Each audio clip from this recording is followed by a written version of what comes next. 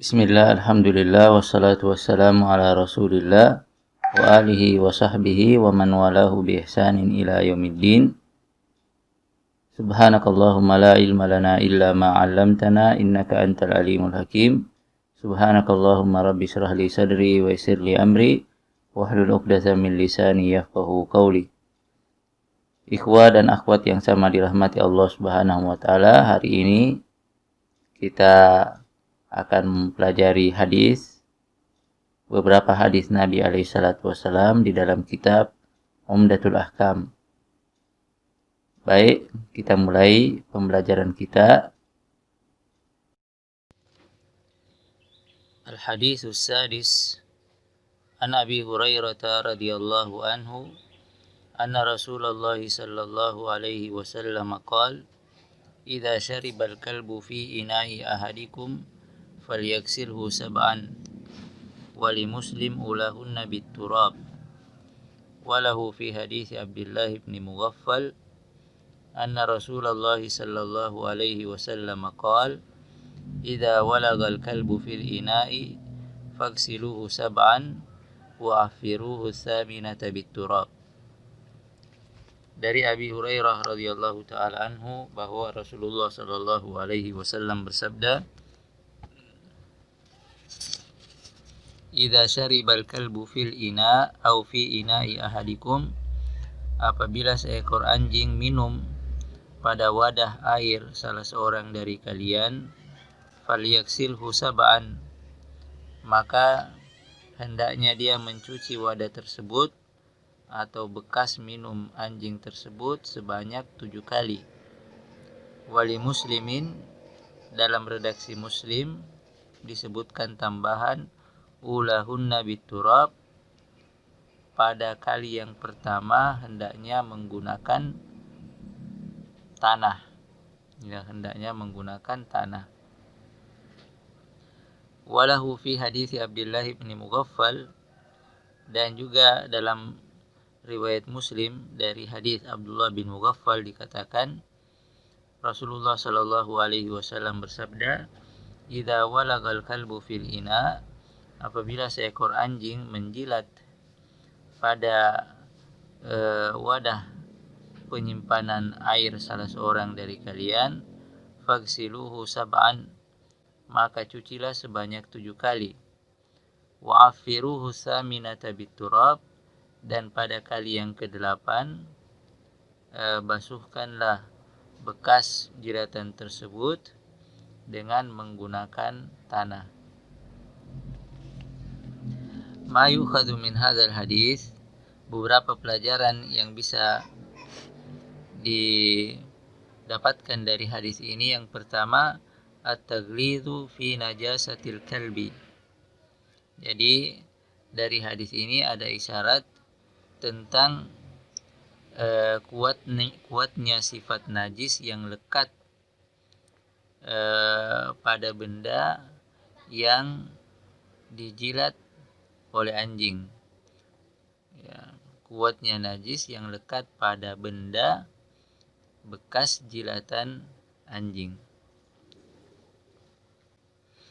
Kemudian yang kedua, karena itu maka membersihkannya atau mensucikannya harus dilakukan dengan cara yang tadi telah disebutkan. Ya.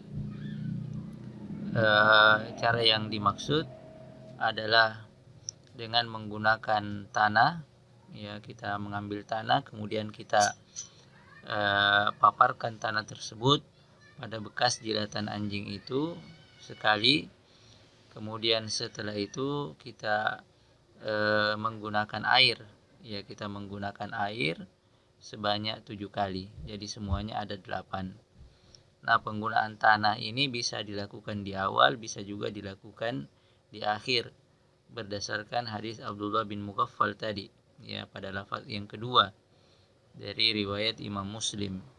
Tetapi ulama mengatakan bahwa lebih utama menggunakan tanah itu di awal, agar kemudian setelahnya setelahnya kita membersihkannya dengan air sebanyak 7 kali, Berbeda kalau kita menggunakannya di akhir, maka setelah itu kita masih membutuhkan air sekali lagi untuk membersihkan bekas tanah yang telah kita gunakan di saat mensucikan bekas jilatan anjing tadi.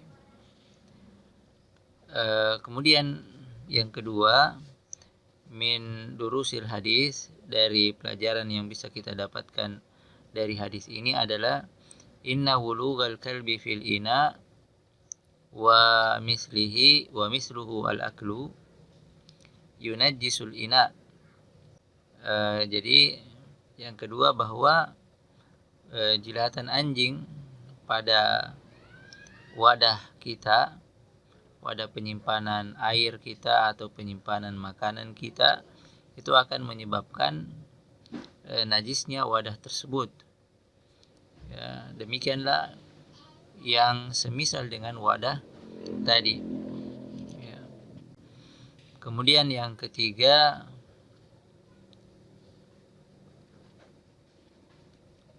wujubu ghusli ma walagha fihi sab'u marratin wa an yakuna ma'ahu isti'malu at-turab marrah. Nah, jadi yang ketiga, wajibnya mencuci bekas jilatan tersebut dengan menggunakan air sebanyak 7 kali dan dengan menggunakan tanah sebanyak sekali. Ya, jadi kita mengambil tanah, kemudian kita lekatkan atau tempelkan tanah tersebut pada bagian tempat jilatan tersebut. Ya, kemudian setelah itu kita menggunakan sebanyak sekali, kemudian setelah itu kita menggunakan air sebanyak 7 kali. Selanjutnya, di antara pelajaran yang bisa kita dapatkan dari hadis ini bahwa zahiru al-hadis annahu ammun fi jami'il kilab. Makna tekstual yang bisa kita dapat dari hadis ini bahwa cara mensucikan seperti yang telah disebutkan tadi ditujukan pada seluruh jenis anjing. Ammal kilabu allati adzina syari'u bittikhadhiha, adapun jenis anjing yang diperbolehkan untuk dipelihara, mislu kilabis sayd wal hirasati wal masyiyah, seperti jenis-jenis anjing yang digunakan untuk memburu atau menjaga, ya. Faqad qila, maka di antara ulama ada yang mengatakan inna ijabal gusli ala ma yahsulu minha fihi harajun. Ada yang mengatakan bahwa mewajibkan membersihkan bekas jilatannya sama dengan apa yang dipaparkan di dalam hadis Abi Hurairah tadi, ini akan menimbulkan kesulitan. Maka ketika ada keringanan untuk memelihara jenis-jenis anjing yang tadi telah kita sebutkan, ya, anjing untuk memburu, ya, anjing untuk menjaga hewan-hewan kita dan seterusnya, ketika ada keringanan untuk memelihara jenis-jenis anjing tersebut, maka keringanan itu adalah merupakan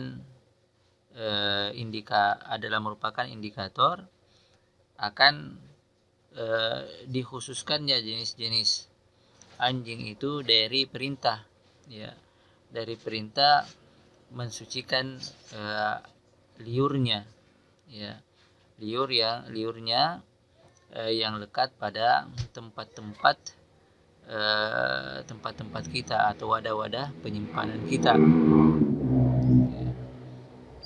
Karena sekali lagi, ketika kita menyatakan wajib mensucikan bekas jilatannya dengan cara yang telah disebutkan dalam hadis Abi Hurairah, maka tentu ini akan menimbulkan kesulitan yang sangat besar, dan itu kontradiksi dengan keringanan yang diberikan agama bagi seorang untuk memelihara jenis-jenis anjing tersebut. Karena itu maka perintah untuk mensucikan bekas liur anjing dari wadah-wadah penyimpanan kita atau dari apa yang lekat padanya liur anjing tersebut, yaitu hanya tertuju pada secara umum tertuju pada seluruh jenis anjing, tetapi dikecualikan dari keumuman itu adalah jenis-jenis anjing yang boleh untuk dipelihara. Wallahu a'lam bishawab. Demikian beberapa pelajaran yang bisa kita dapatkan dari hadis yang telah kita bacakan untuk kesempatan kali ini. Mudah-mudahan apa yang disampaikan bisa dipahami dan bermanfaat.